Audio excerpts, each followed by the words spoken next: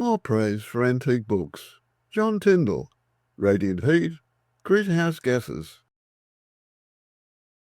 Professor John Tyndall's 1872 book, a collection of memoirs on his experiments with radiant heat, is another member of my humble antique book collection, sharing my bookshelf with Mary Somerville's On Connection of the Physical Sciences, the subject of a previous YouTube video. The collection is a reflection of my fascination with the researches and speculations of significant 19th century scientists, especially the era when physical phenomena began requiring explanation at the atomic level. As with Mary Somerville, the life and times of John Tyndall have produced many web articles and YouTube videos, and was definitively explored in the excellent 2018 biography, The Ascent of John Tyndall, written by Sir Roland Jackson.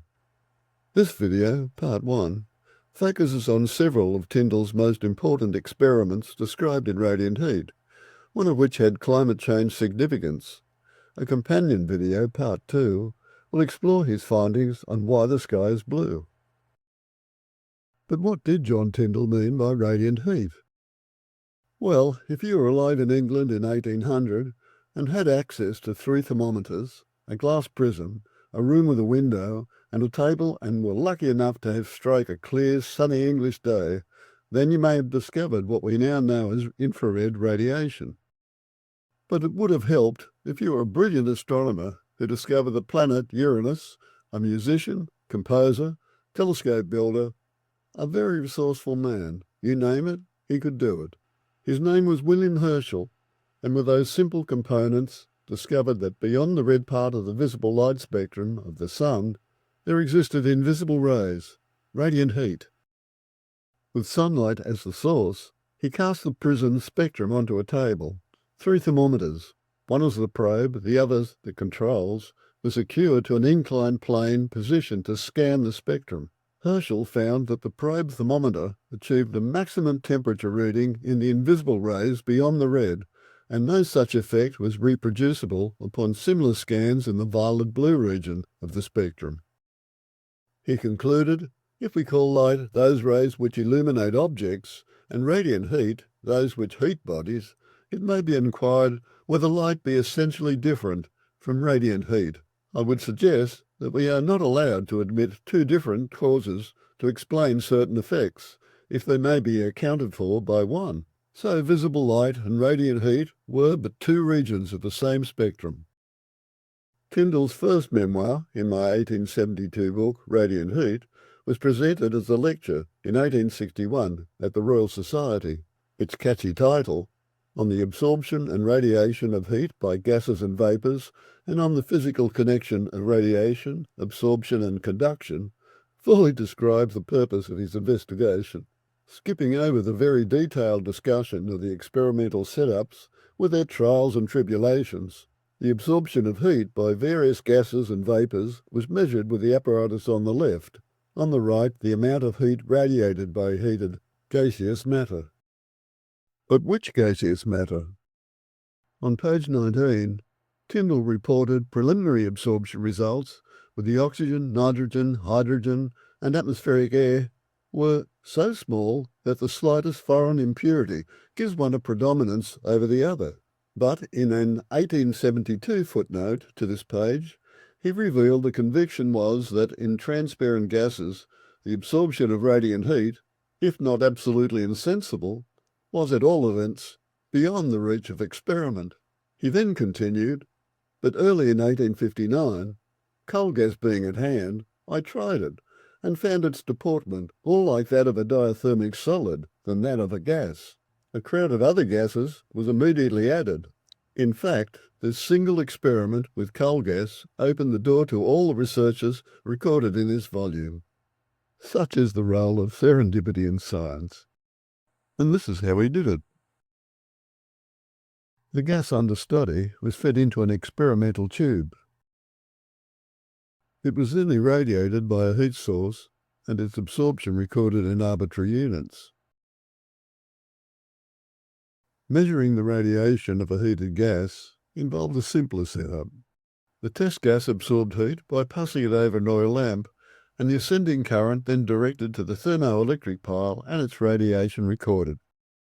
So here are the results of Tyndall's radiation and absorption experiments. This simple chart summarises Tyndall's results. Air, oxygen, nitrogen or hydrogen were poor absorbers or radiators of radiant heat, but carbon dioxide, carbonic acid and nitrous oxide were good absorbers and radiators. Just a note, carbonic oxide is an early term for carbon dioxide, and carbonic acid is a form of hydrated carbon dioxide. Our exhaled breath contains them. Separate from these results was Tyndall's finding that aqueous vapour in the atmosphere produced an absorption at least equal to 13 times that of the atmosphere itself.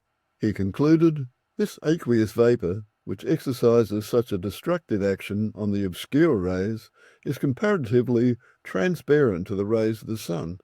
Hence the differential action of the heat coming from the sun to the earth and that radiated from the earth into space is vastly augmented by the aqueous vapour of the atmosphere. And on the next page, he stated, similar remarks would apply to the carbonic acid diffused through the air. Given the roles water vapour and carbon dioxide play in today's global warming concerns, perceptive conclusions.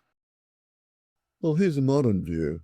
In addition to oxygen and nitrogen, the atmosphere contains gases and vapours, such as water vapour and carbon dioxide, which absorb some of the re-radiated heat, ensuring life-supporting temperature control for the planet. The greenhouse effect.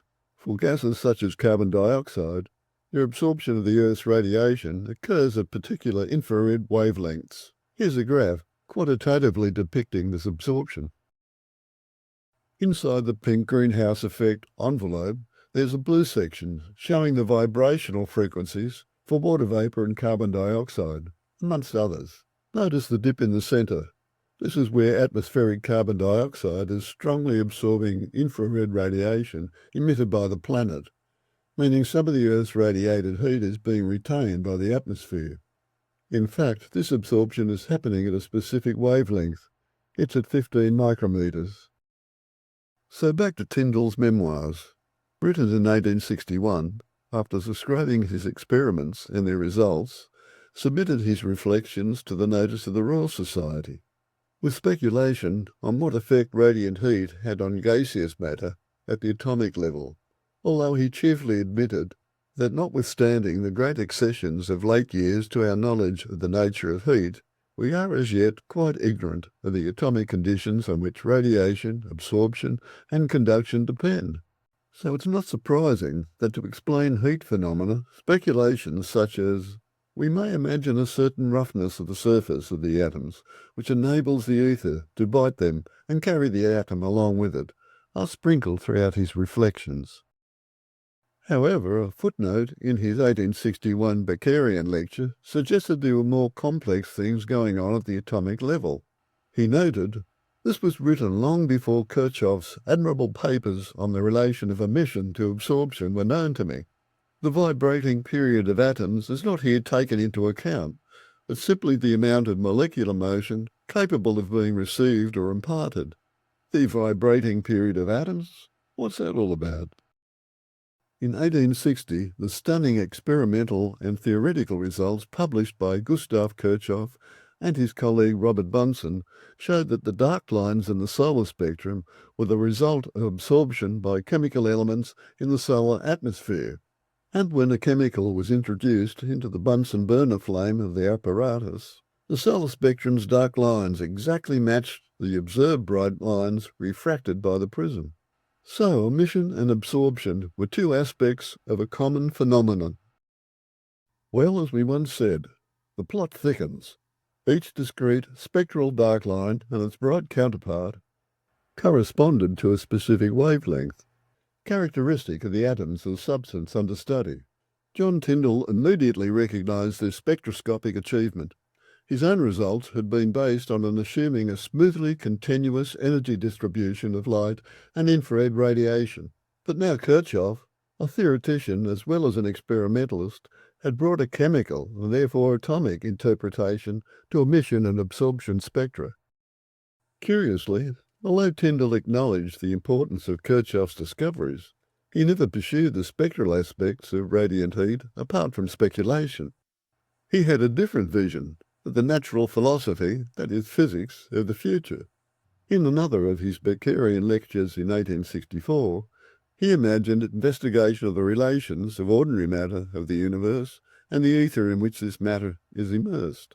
There's that word again, ether, the mysterious celestial substance I obsessed about in my Mary Somerville video. And dismissively, he concluded, the motions of the ether itself left nothing to be desired, as illustrated by optical phenomena, but for atoms and molecules which absorb and emit the undulations of light and heat, their relationship to the ether, these investigations teach us little. What now appears to us to be a forlorn hope, he went on to say, to come closer to the origin of the ethereal waves, to get, if possible, some experimental hold of the oscillating atoms themselves, has been the main object of the researches which I've been engaged for the last 5 years. And at the risk of belabouring the point, in the 1871 edition of his popular science treatise, Fragments of Science, he stated, the notion of this medium, the ether, must not be considered as a vague or fanciful conception on the part of scientific men. Of its reality, most of them are as convinced as they are of the existence of the sun and moon. The luminiferous ether has definite mechanical properties, and so on. Beware the danger of a scientific argument based on consensus. Alas, just 23 years after this statement, a famous undulations of light experiment in 1887 by Albert Michelson and Edward Morley was performed. It was designed to measure the absolute velocity of the Earth's passage through the luminiferous ether. Their experiment produced a decidedly null result, raising serious doubts about the ether's role as a medium in which light waves travelled and even its existence. Although still alive in 1887, there doesn't appear to be any record of John Tyndall's awareness of this experiment. A constant theme and source of perplexity for John Tyndall arises in his Memoir 14. He stated, a question of extreme importance in molecular physics here arises. What is the real mechanism of this absorption of radiant heat, in the molecule as a whole, or in its constituent atoms? Well, to answer this, much time and research beyond Tyndall's lifetime were required. Here's a very quick modern explanation of absorption and emission of infrared radiation by the greenhouse gas carbon dioxide. Now, the number of ways or modes in which a molecule vibrates in response to an external excitation depends naturally on the structure. For carbon dioxide, there are 4 vibrational modes. One of these, the symmetric mode, is shown below, in which the 2 oxygen atoms stretch symmetrically about the carbon atom. However, this mode is not detectable in the infrared region with infrared spectroscopy. Whereas asymmetric and bending vibration modes are infrared detectable, and it is these modes which are greatly contributing to global warming. The bending modes, there are 2, are the stronger absorbers. The asymmetric mode on the right-hand side, less so. Sir Roland Jackson's epilogue in his John Tyndall biography sensitively summarises Tyndall's achievements and the reasons for the lack of his lasting recognition. But to his contemporaries he was highly regarded. To quote Mary Somerville, a touching and beautiful memoir of Michael Faraday was published by his friend and successor, Professor Tyndall, an experimental philosopher of the very highest genius. Once again, thank you for viewing this video.